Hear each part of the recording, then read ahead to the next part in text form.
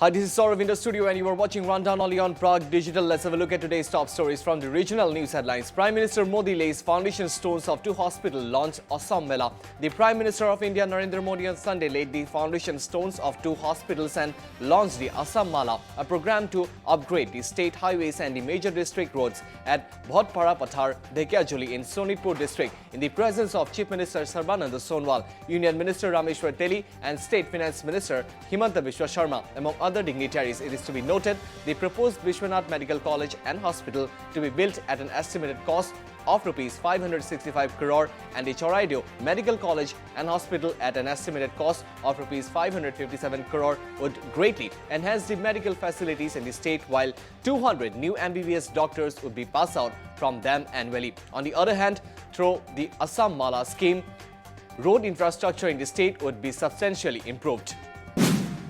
Left parties organized sit-in demonstration against farm laws in Tripura. Left parties and their front organization organized sit-in demonstration instead of the Chakka Jam against the 3 farm laws in Tripura. Supporters of the left parties held protests in all the 8 districts and in many subdivisions against the 3 farm laws. They also expressed solidarity with their farmers' agitation in Delhi and other places in the country. All Tripura State Unit Secretary of India, Kisan Sabha Pavitra Kaur, said that the leaders and members of the led parties in the next 15 days would go to farmers' homes and apprise them about the harmful aspects of the 3 farm laws and the BJP government's motivated intentions against the interests of the farmers and in the favor of the corporates.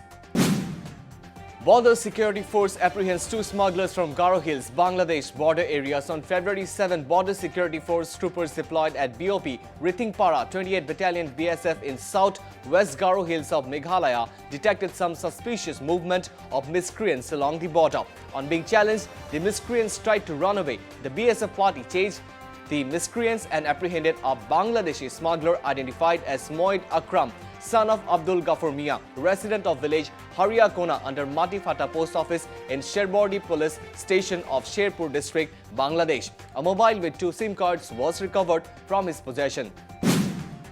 2 youth from Assam have reportedly gone missing after the glacial burst in Uttarakhand's Chamoli district that triggered devastating flash floods in the region. Multi-agency search and rescue operations are underway to trace the missing person. Over 150 are reported missing with over 10 bodies recovered.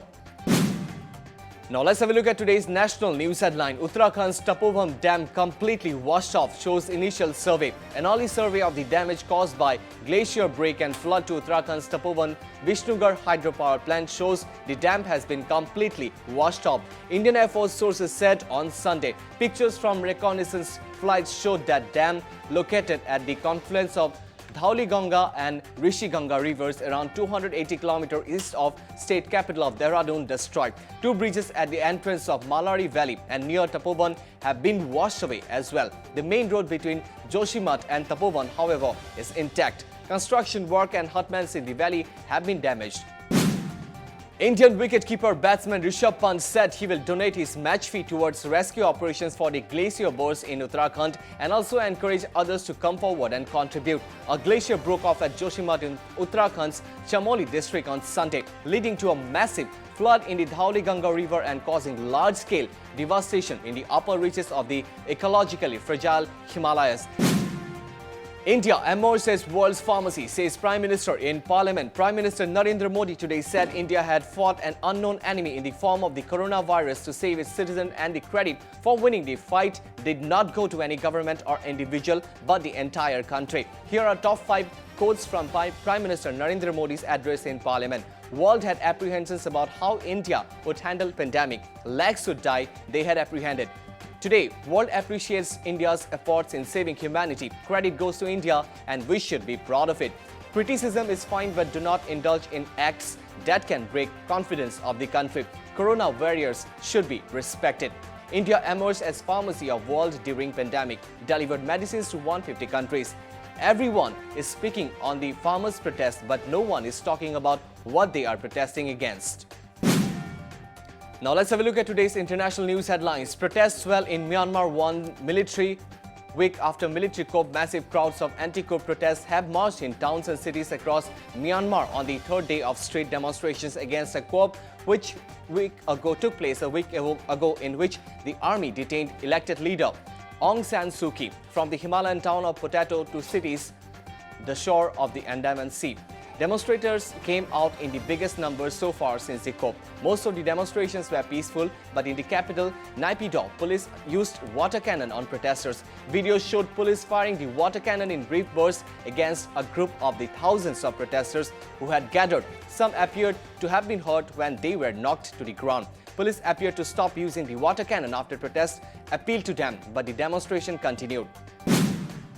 Now let's have a look at today's sports news headlines. India versus England test match. Ravichandran Ashwin strikes first ball as host England lose Rory Burns having lost an early wicket. England is still in a dominating position against India on day 4 of the first test match. The visitors have a huge lead and will be aiming to set a target close to 400. Ravichandran Ashwin took the wicket of Rory Burns in the first delivery of the second innings. The hosts wrap up their first innings early in day 4 after scoring 337 runs in 95.5 overs. The hosts put in a decent display with Washington Sundar remaining unbeaten after scoring 85 runs from 138 balls.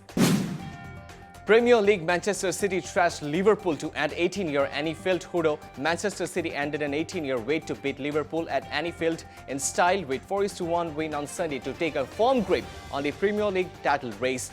Ike Gundogan scored twice and missed a penalty as Pep Guardiola's man moved 5 points clear of Manchester United with a game in hand to come at the top of the table. A third consecutive home defeat leaves Liverpool 10 points off the top in fourth. Having also played game more than City, Raheem Sterling and the outstanding Phil Foden were also on target for the visitors on a day. To forget for Liverpool goalkeeper Alisson Becker, who was at fault for 3 of City's goals.